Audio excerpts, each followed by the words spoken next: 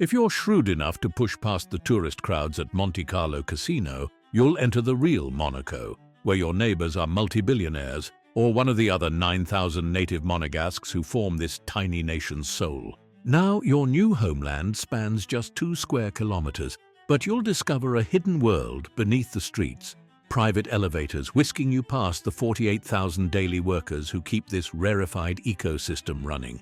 Your morning coffee spot doubles as a Grand Prix racecourse.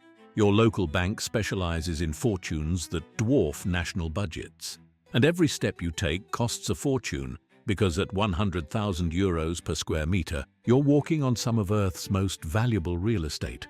In today's episode, as you'll soon learn, surviving in the world's wealthiest society demands more than money. You're about to enter a realm where ancient social codes still determine your fate, and where privacy becomes your ultimate measure of wealth as we take you through life as a billionaire in Monaco.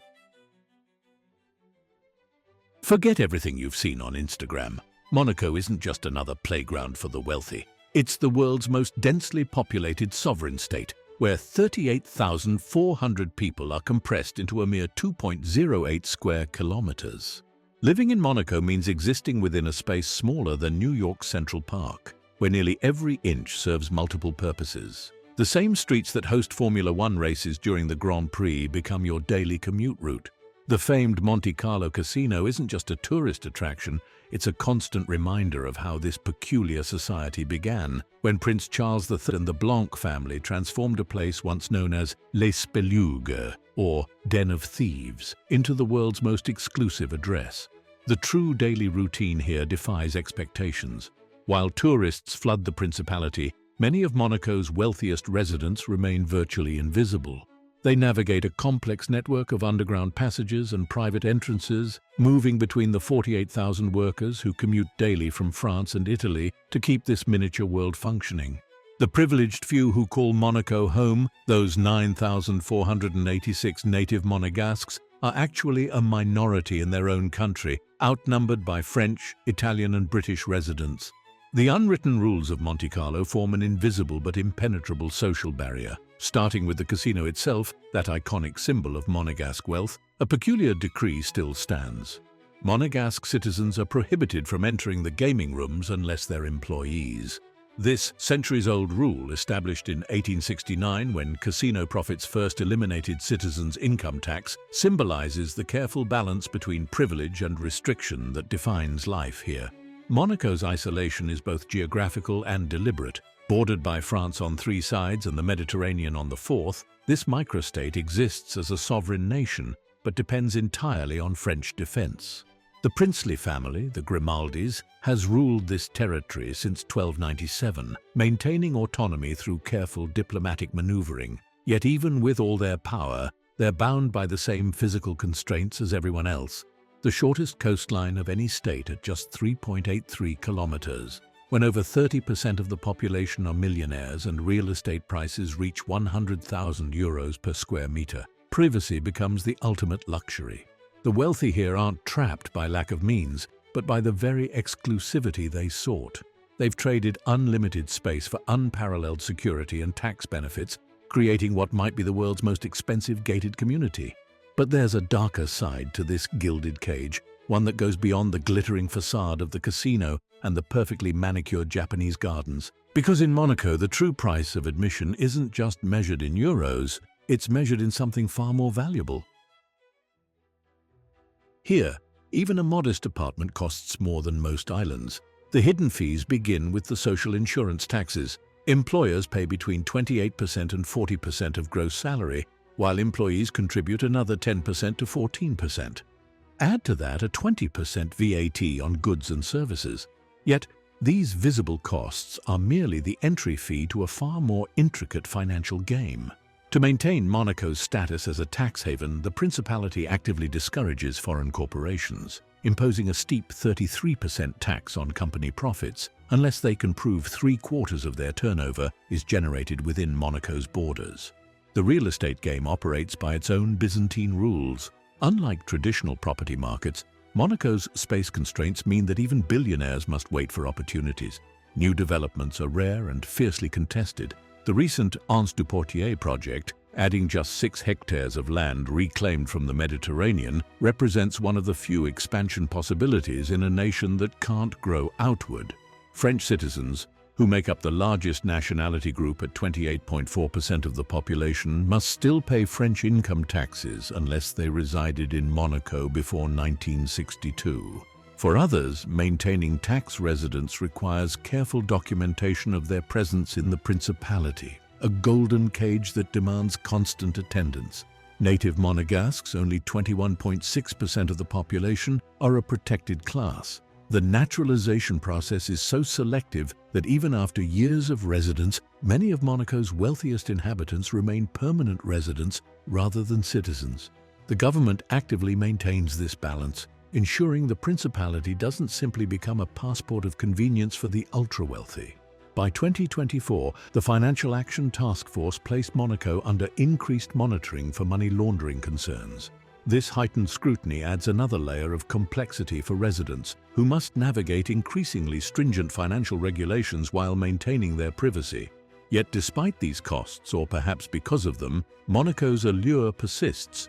In a world where wealth alone can't guarantee security or privacy, the Principality offers something increasingly rare: a regulated sanctuary where discretion is built into the system. But this security comes at a price that goes beyond money, leading us to the most exclusive aspect of Monegasque life. Private member clubs in Monaco operate in a world parallel to the tourist-filled streets, reflecting a social hierarchy as stratified as the terraced city itself. The true power in Monaco flows through channels established long before the current wave of wealth arrived. This isn't just history. It's the foundation of a social order that determines everything from business deals to social standing. The careful balance of French influence creates an intricate dance of power and protocol, mandated through treaties that require even Monaco's prime minister to be either French or Monegasque. When the current prime minister, Didier Guillaume, was appointed in 2024, it wasn't just an administrative change, but a recalibration of the delicate balance between French and Monegasque interests.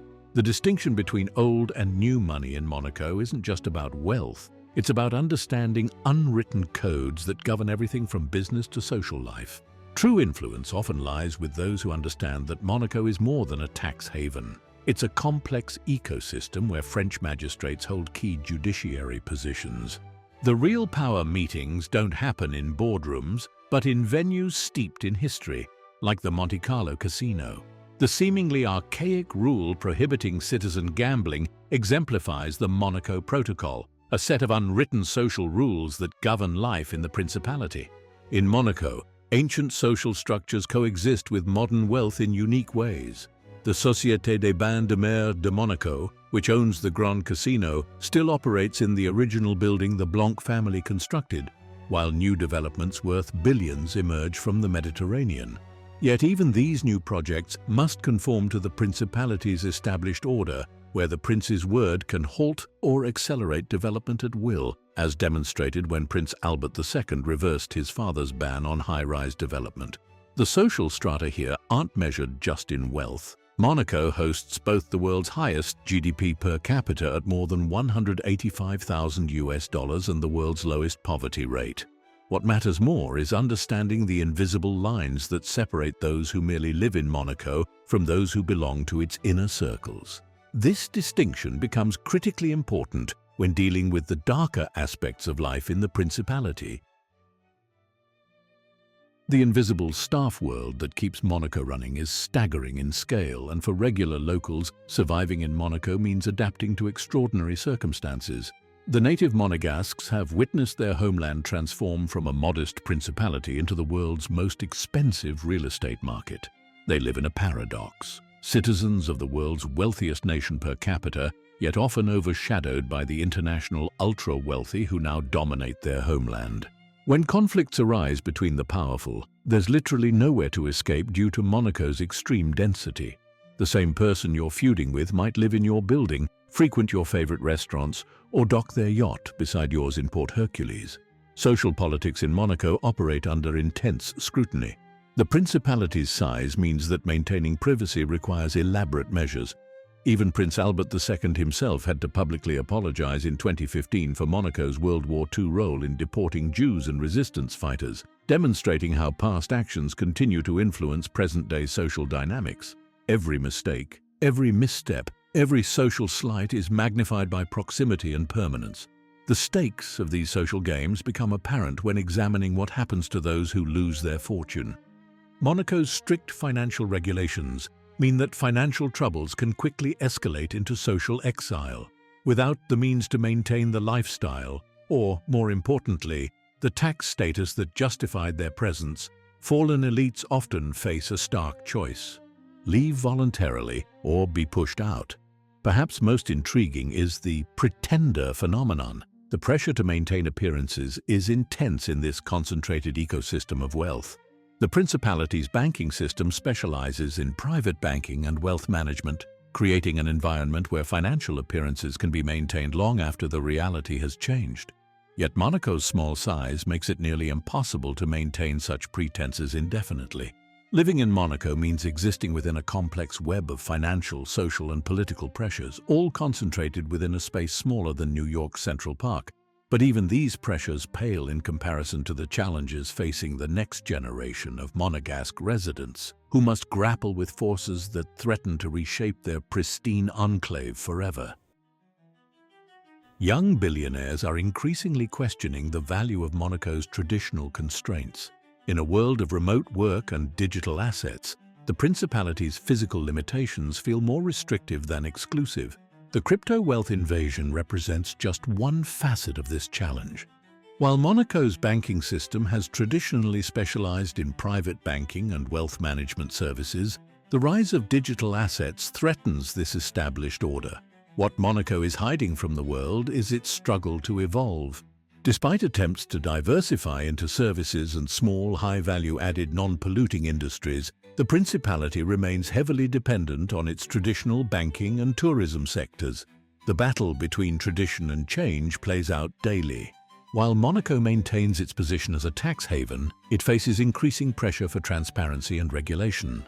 The requirement for companies to prove significant local turnover becomes increasingly problematic in a digital economy, where location matters less than connectivity. Social media has exposed Monaco's secret world in unprecedented ways. The same privacy that once made Monaco attractive now seems anachronistic when Instagram influencers broadcast every corner of the Principality to millions of followers. The carefully maintained mystique of Monte Carlo struggles to survive in an era of instant global communication. The future of this billionaire enclave hangs in the balance. While Monaco still attracts the wealthy, the question remains whether its traditional advantages outweigh its limitations for a new generation of global elite. The Principality's response to these challenges will determine whether it remains a cornerstone of global wealth or becomes a relic of a bygone era. The world's most exclusive society must now face its greatest test, not maintaining its exclusivity, but evolving while preserving the unique character that has made it a symbol of wealth and privilege for over a century.